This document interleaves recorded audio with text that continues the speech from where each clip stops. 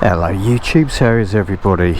You join me having just chucked some fuel in the RS because I was out for a ride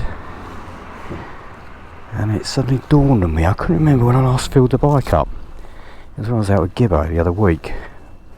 So luckily I'm just outside Tenterden,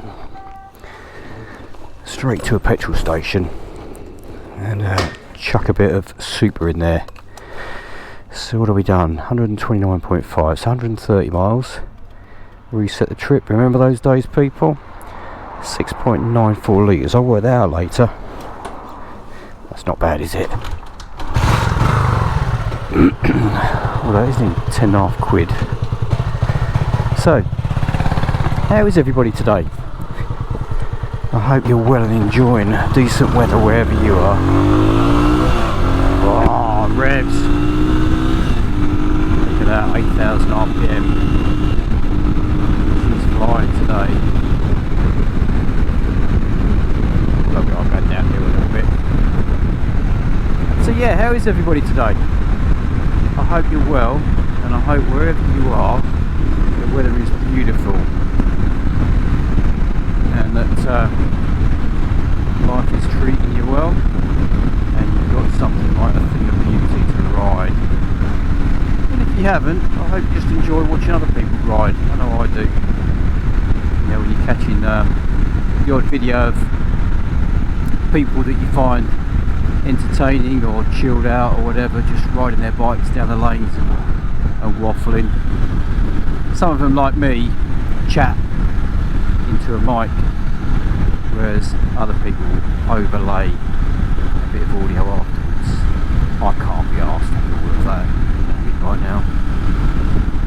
What you get is button starts, button stops, anything in between the two gets uploaded. But I haven't really thought of what to chat about, because I literally thought, oh, I better get some fuel, and I wanted to record the fuel consumption just as a reminder to work that out a bit later. Bug on my visor.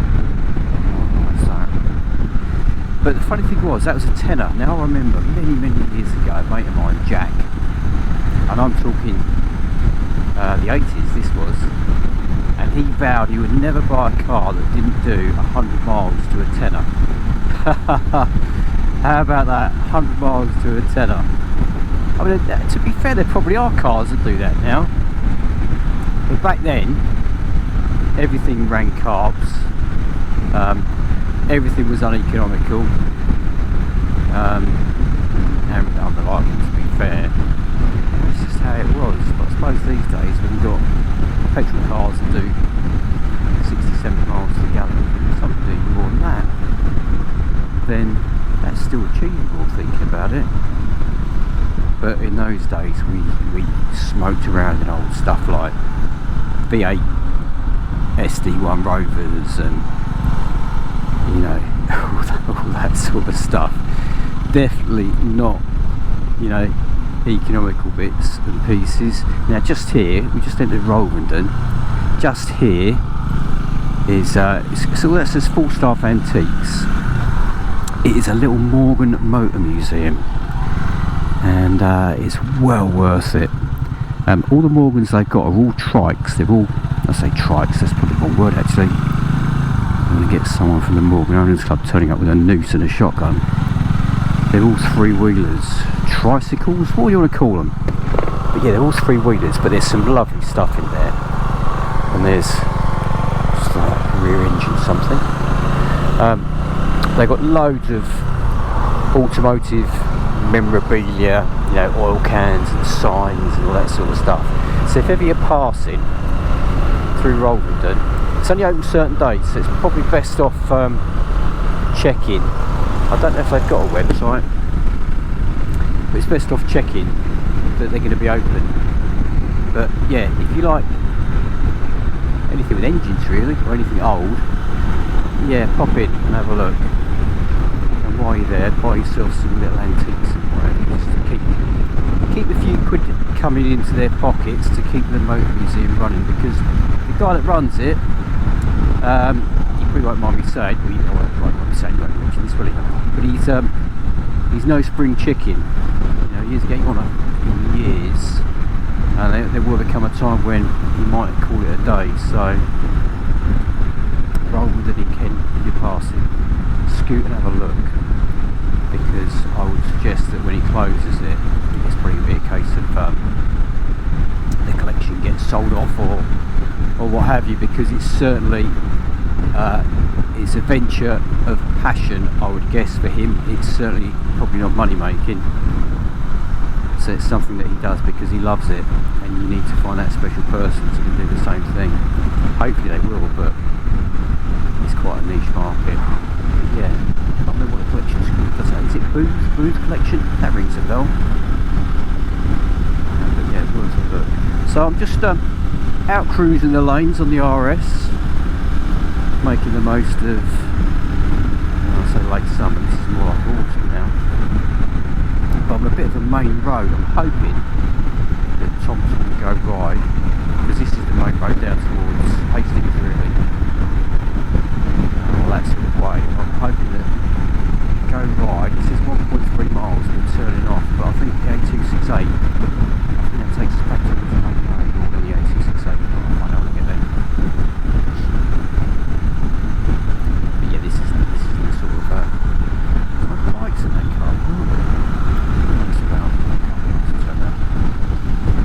This isn't the sort of road that I normally ride the RS on.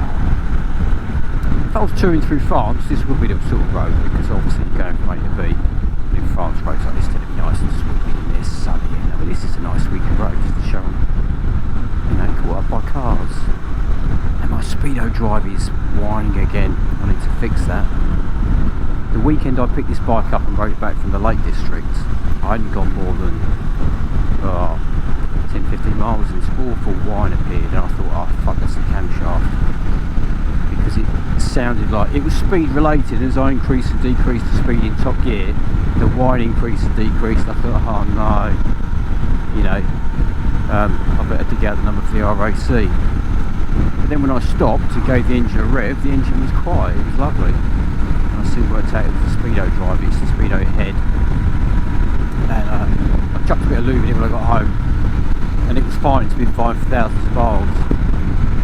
So I need to pull the cable out and give it another quick squirt of the plus gas or something similar, just to quiet it back down again. But yeah, the RS sit rep is running beautifully. It's due an oil change, so this run will be a run to get it nice and hot, and then when I get home I'll dump you all out of it and get some lovely fresh stuff in, because it only deserves the best. Because the thing about these RS's, as I know I've said before, is the Honda. Why did you do it? The camshafts. Those of you that have got any sort of mechanical knowledge will understand this. Camshaft, which is the spinny thing with lobes on that operates the valves. Basically the lobes, for all intents and purposes, as the cam rotates, the lobe hits the top of the valve, pushes it down into the cylinder to let either fuel in or exhaust out, and then there's a spring behind it which closes it. It's basically how it works, or a spring on the top of it, you've got collets and stuff. That's basically how it works. Well, the camshaft, obviously it spins, so if it spins it needs a bearing of some sort. Now what a lot of manufacturers do is they put a conventional bearing or a bush or something like that.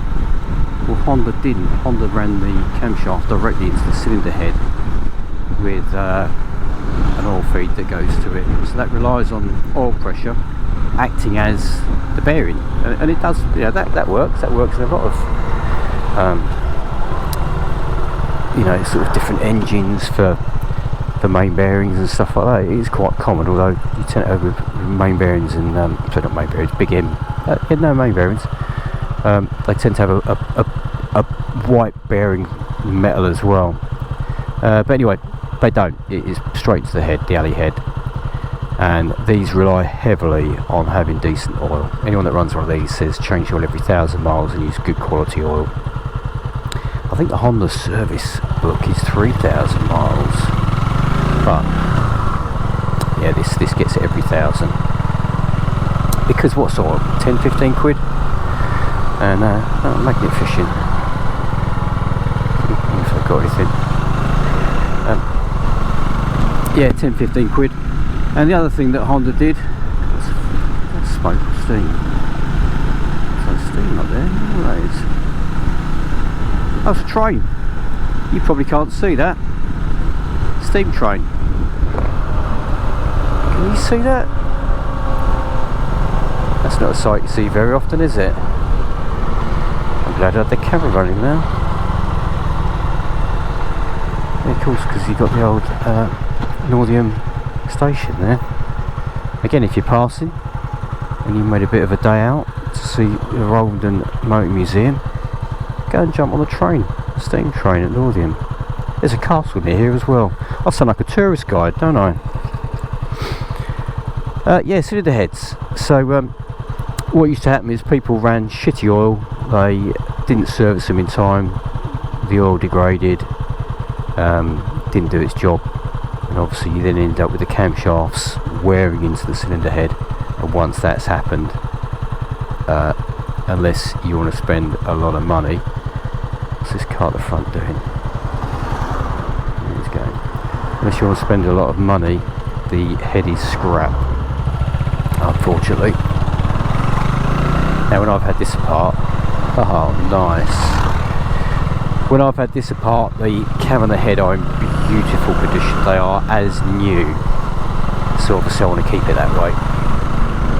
So it gets fresh oil, gets warmed up, like I say, it still gets used fairly hard. I do rev it, but it does get treated to fresh oil. Obviously I use decent fuel as well, super unleaded. Not the fuel makes much of a difference, I guess, but it just needs a bit more peace of mind. There used to be a company, I think it might have been Joy, who do camshafts, that did a service where you could push the head, and I'm sure there are companies that can do that, engineering companies. It's not a difficult job for an engineering company, but it is expensive, because you're talking about, you know, some precision machining and all that sort of thing. But if that ever came to this, then I would do it, you know, probably 300-400 quid maybe, but it future-proofs this bike and this engine, and I've got no plan to never get rid of this, because it just does everything I want it to do. As long as I can kick it over, I'll be riding it. Thing of beauty. Oh, it brings me so much joy. It's like, I suppose sometimes you gel with a bike, don't you? And I've often gelled with bikes and wish I'd kept them, but they've always been bikes that I know at some point I'm going to sell, and this isn't one of them. And bizarrely, it is a 44-year-old 250 single that probably puts out 25 horsepower, but it does do 90 miles a gallon, which is nice, and cruises at, well, on a decent A road, 65 mile an hour I suppose I cruise at. But yeah, I don't, you know, there's probably people watching this that have got bikes that they love and love, so chuck it in the comments if there's a particular bike, and I'm sure that I'm going to look at it and go, what on earth, you know. But that's what makes everything different. It makes us ride different bikes, it makes us enjoy different bikes, and that's what motorcycling's about. Very few people ride to commute, and if they do, they still probably spend a while choosing what they're going to ride, so they get decent miles per gallon service and stuff like that. Oh wow, he's stuck behind a Skoda. It's going to be an old guy with a fucking flat cap or something, and a nodding Churchill dog in the parcel shop. What are we doing? 28 miles an hour. Jesus Christ. Anyway, enough of my moaning, people. I'm going to sign off now and continue riding this thing of beauty down these lovely lanes. What have I been going? What have I got? I've got an hour left. 27 miles. That sounds about right. Be a bit longer than 27. Be a bit longer than an hour at this sort of speed. Right, peeps, as usual, if you're riding, stay safe. If you're not riding and you're watching videos like this, enjoy them. And do you know what? If there's any other people, any other sort of YouTubers that you follow, chuck them in the comments below. Look at this, look at that proper YouTube thing below, because it's always nice to find people that are entertaining, that you like. And if you're not a subscriber, chuck a subscribe in. I did mention on a previous video that my aim now is to get to 500 subscribers. That will make me really happy. So yeah, if you're not a subscriber, chuck a subscribe in.